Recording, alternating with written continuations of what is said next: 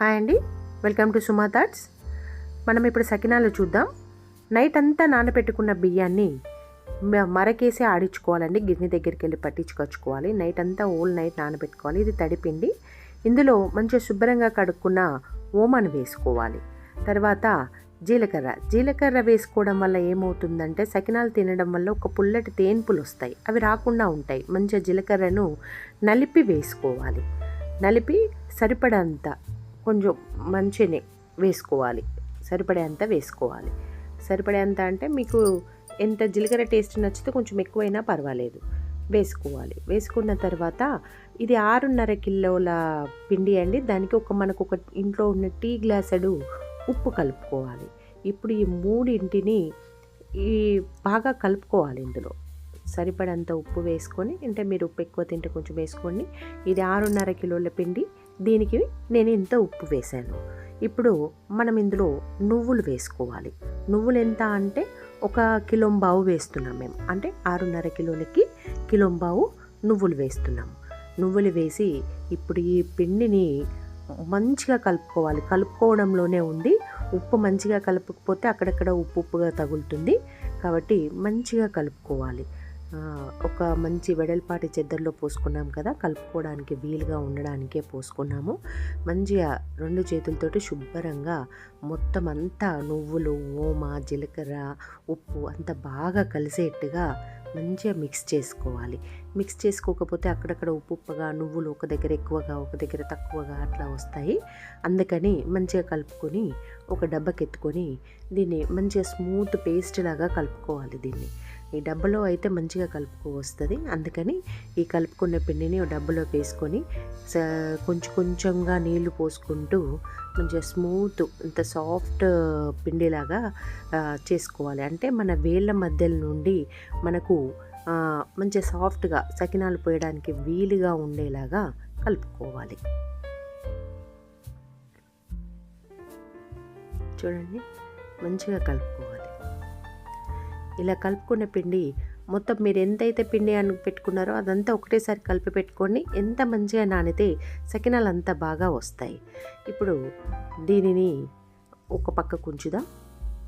ఒక మంచి వెడల్పాటి చెద్దర వేసుకొని అందులో గౌరమ్మని పెట్టుకొని ఫస్ట్ పోసేసామండి. ఫస్ట్ సకినం పోసేసాము. ఇప్పుడు దీన్ని వేళ్ళ సందులోకి వెళ్ళి తిప్పుకుంటూ పోసుకోవాలి. కొంచెం ప్రాక్టీస్ తోటి వచ్చేస్తుంది.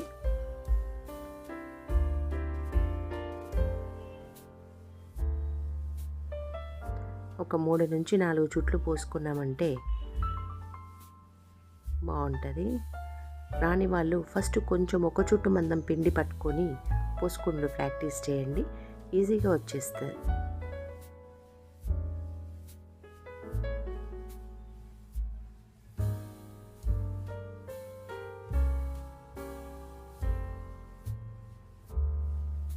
సకినాలు పోయడమే ఇంపార్టెంట్ అండి.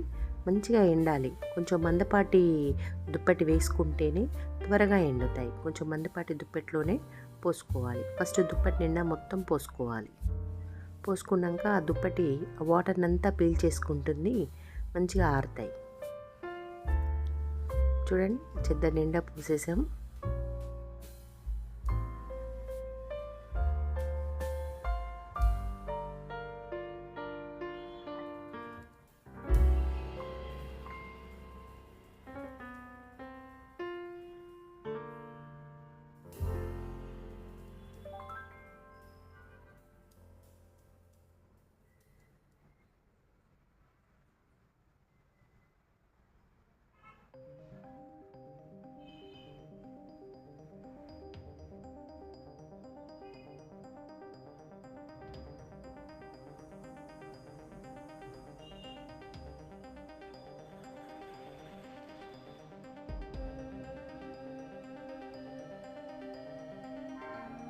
వీటిని జాగ్రత్తగా ఒక ప్లేట్లోకి తీసుకోవాలి.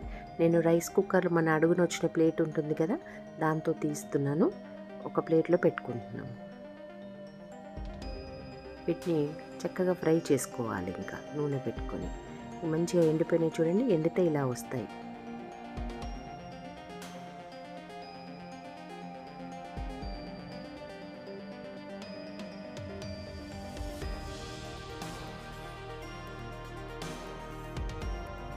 దుప్పటి ఆ వాటర్నంతా పీల్చేసుకుంటుంది.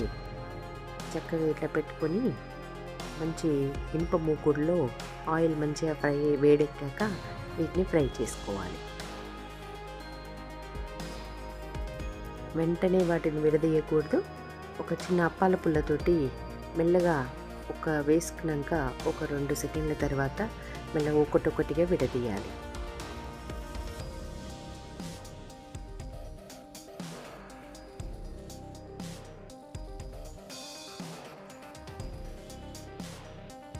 జాగ్రత్తగా తీసుకోకపోతే విరిగిపోతాయండి. జాగ్రత్తగా తీసుకోవాలి. తీసుకొని వాటిని మంచిగా తిప్పుకుంటూ కాల్చుకోవాలి. అప్పుడే ఈవెన్గా కాలుతాయి.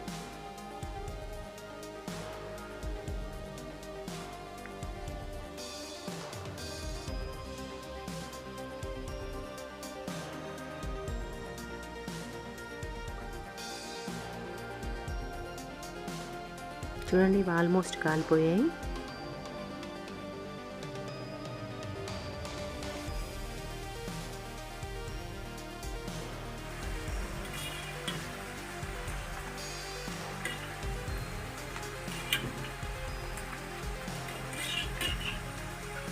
ఒకటొకటిగా ఇప్పుడు ఆ పలుకుల సహాయంతో తీసేసుకోవాలి.